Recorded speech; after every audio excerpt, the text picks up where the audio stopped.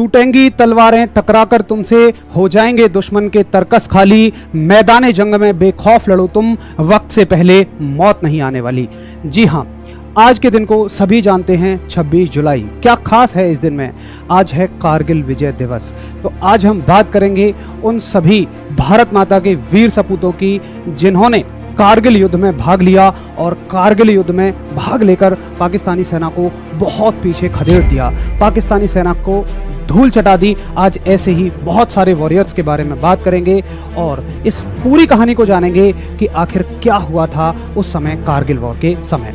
तो जी हाँ, चलिए शुरू करते हैं। तो बात शुरू होती है 2 जुलाई 1972 से। एक भारत पाकिस्तान के बीच समझौता हुआ, जिस समझौते का नाम था शिमला समझौता। शिमला समझौते में बात हुई कि अब कोई भी किसी भी तरह का युद्ध भारत और पाकिस्तान के बीच नहीं लड़ा जाएगा और बात तय हुई कि सारे मामलों को हम शांतिपूर्वक सुलझाएंगे, चाहे वो कश्मीर का मामला हो, चाहे वो कोई और मामला हो। लेकिन पाकिस्तान कहां अपनी हरकतों से बाज आने वाला है। पाकिस्तान ने कारगिल में, मैं आपको कारगिल के बारे में बता दूं तो कारगिल में अक्टूबर नवंबर के महीने में बहुत ज़्यादा बर्फ़ पड़ती है। तो समझौते में ये तय हुआ था कि भारत और पाकिस्तान सर्दियों के महीनों में अपनी सेनाओं को वहाँ पर बंकरों से पीछे पीछे हटा लेंगे, लेकिन पाकिस्तान ने ऐसा नहीं किया। तो वहाँ के एक स्थानीय निवासी ने, जिनका नाम था ताशियाल, इन्होंने 2 मई 1999 को, अक्सर पहाड़ी क्षेत्रों में एक जानवर होते हैं जिनका नाम होता है याक, आप चित्र में देख भी रहे होंगे। ये अपने जानवर को ढूंढते हुए अचानक एक ऐसी जगह पहुंचे और वहां उन्होंने देखा कि पाकिस्तानी सैनिक जो हैं कुछ गतिविधियां कर रहे हैं, यानी कि वो घुसपैठियों के रूप में अंदर चले आए हैं। ताशियाल जी ने ये जानकारी इंडियन आर्मी के एक ऑफिसर को दी। सबसे शुरू में उन्होंने विश्वास नहीं किया, लेकिन बाद में उन्होंने उन स्थानीय गतिविधियों का पता लगाने के लिए बाद में फोर्स को भेजा। पूरी जांच पड़ताल कराई गई। जांच पड़ताल में पाकिस्तानी आर्मी ने इंडियन आर्मी के ऊपर गोलियां दागी और हमारे शहीदों को वीरगति प्राप्त हुई। उसके बाद ये देखा गया कि पाकिस्तानी सैनिक पूरी तरह से भारत के क्षेत्र में आ चुके थे और भारत के जो बंकर थे उन्होंने वहां पर उसमें कब्जा जमा लिया था। इस घटना से पूरा देश दहल गया था और तय हुआ था कि इनको पलटवार जवाब दिया जाएगा।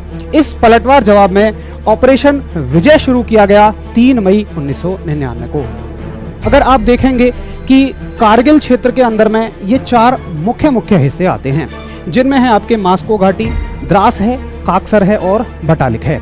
आइए और थोड़ा सा समझते हैं कि किस तरह से ये हैं। तो देखिए, ये पूरा एरिया पहाड़ों से घिरा हुआ है। ये जो चारों क्षेत्र मैंने आपको बताए हैं, जैसे कि आपका बटालिक है और आर्यन वैली है, वैसे ही इन पहाड़ियों पर ऊपर द्रास है, काकसर भी है और बटालिक भी है। पाकिस्तानी सैनिक इन ही पहाड़ियों पर स्थित बंकरों पर जा छिपे हुए थे और भारतीय सैनिक सबसे नीचे ग्राउंड पर थे। अब आप खुद समझिए कि अगर कोई सेना ऊंचाई पर है तो उसके लिए एक प्लस पॉइंट तो हो ही जाता है, यानी कि वो भारतीय सेना से बहुत ज़्यादा आगे थे। भारतीय सेना के एक लेफ्टिनेंट के अनुसार अगर हमें पहाड़ों पर स्थित सैनिकों से विजय प्राप्त करनी है तो यह सेना का रेशियो लगभग 1:2 होना चाहिए, यानी कि भारतीय सेना उनकी तुलना में 2 गुनी होनी चाहिए थी। लेकिन जो पहाड़ों की ऊंचाई थी 18,000 फीट, लगभग पहाड़ों की ऊंचाई थी, इस ऊंचाई को देखते हुए ये रेशियो कम से कम 6:1 का होना चाहिए था। तो पाकिस्तानी सैनिक यहाँ मौजूद हैं।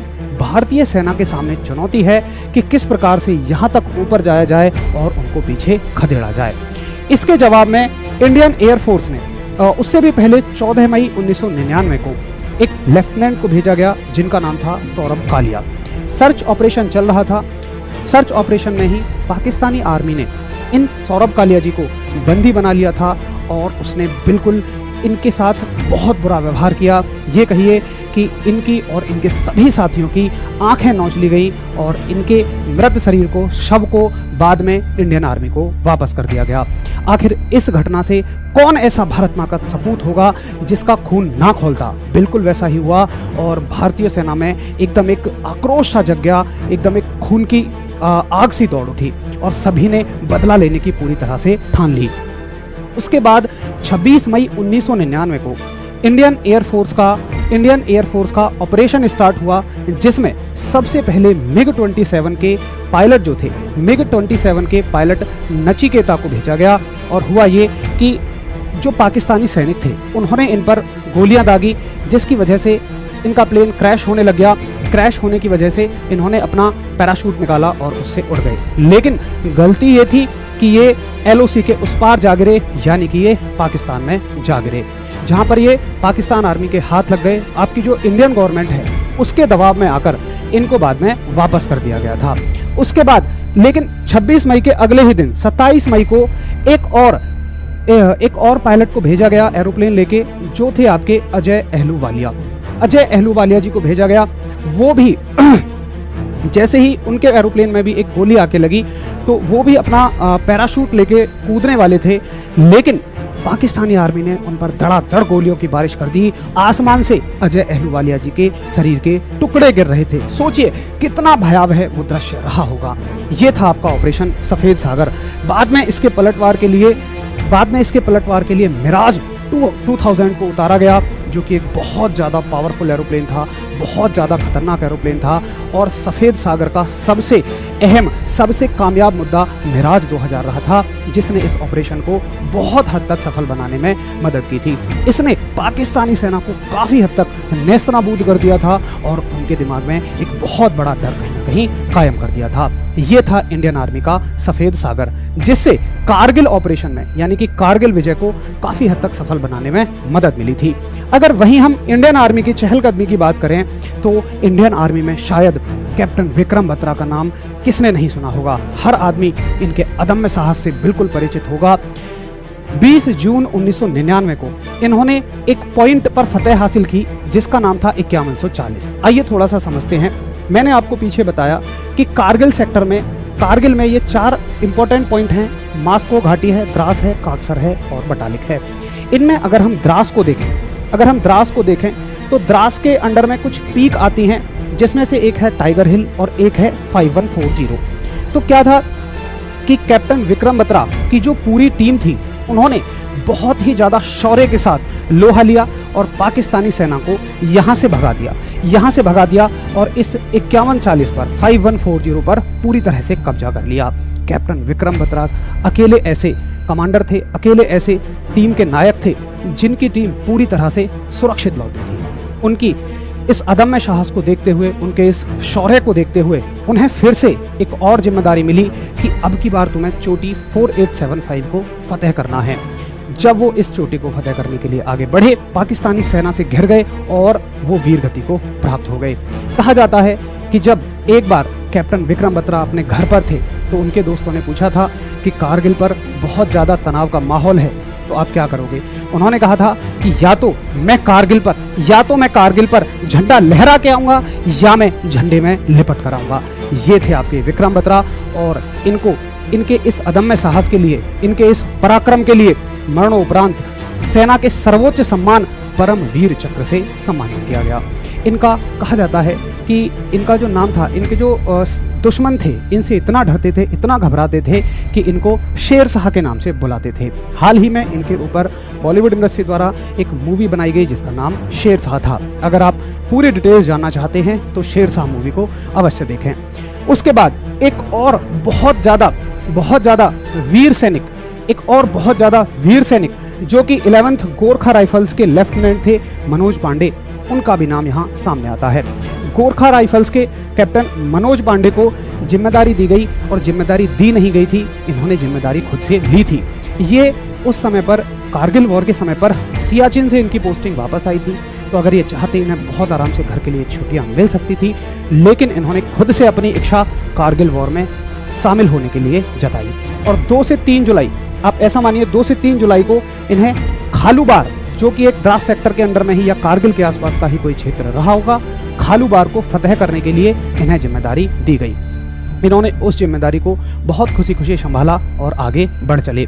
कैप्टन मनोज पांडे जी को बहुत ज़्यादा साहस के लिए जाना जाता था। जैसे जैसे ये आगे बढ़ रहे थे, पाकिस्तानी सेना को खदेड़ते हुए चले जा रहे थे। इन्होंने लगभग इस स्थान पर विजय पा ही ली थी कि तभी इनके एक साथी घायल हो गए। गोली लगने से इनके एक साथी घायल हो गए। इन्होंने बगैर अपनी जान की परवाह किए हुए कंधे से कंधा मिलाकर अपने साथी का साथ दिया और जैसे ही ये उन्हें आगे लेकर बढ़े, फील्ड में सामने आए, तुरंत पाकिस्तानी सेना ने इन पर गोलियां बरसा दी और इस तरह से भारत माँ का एक और वीर सपूत शहादत को प्राप्त हुआ, एक और भारत माँ का वीर सपूत वीर गति को प्राप्त हुआ। ऐसे थे मनोज पांडे। मनोज पांडे के बारे में कहा जाता है कि जब ये सेना में भर्ती हो रहे थे तो एसएसबी के दौरान इनसे एक इंटरव्यू में क्वेश्चन पूछा गया था, जो कि अक्सर हर विद्यार्थी से पूछा जाता है। इनसे पूछा गया था कि आप भारतीय सेना में क्यों शामिल होना चाहते हैं।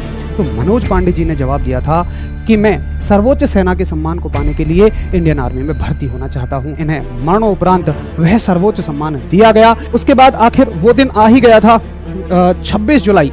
ये एक बहुत लंबा संघर्ष चला था जिसमें भारत माता के लगभग 569 वीर सपूत शहीद हुए थे, जिन्होंने पाकिस्तानी सेना के लगभग 2700 जवानों को मार भगाया था। आखिर ये जो लड़ाई है 26 जुलाई 1999 को आकर समाप्त होती है, जिस दिन भारत माता के वीर सपूतों ने, इंडियन आर्मी के फौजियों ने अपना तिरंगा कारगिल पर लहरा दिया था और फिर से एक बार साबित कर दिया था कि हम कभी भी पीछे नहीं हटने वाले हैं और हम कभी भी पीछे नहीं डरने वाले हैं।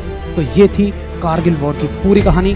उम्मीद करूंगा बहुत छोटे से शब्दों में मैंने कोशिश की है कि सारी कहानी आपको समझा दी जाए और जो भी इसमें मेजर आदमी रहे थे, हालांकि देखिए किसी का बलिदान छोटा या बड़ा नहीं होता है, लेकिन फिर भी जो नायक होते हैं उनका नाम सामने आता ही है। उनके बारे में मैंने यहाँ आपको बताने की कोशिश की है।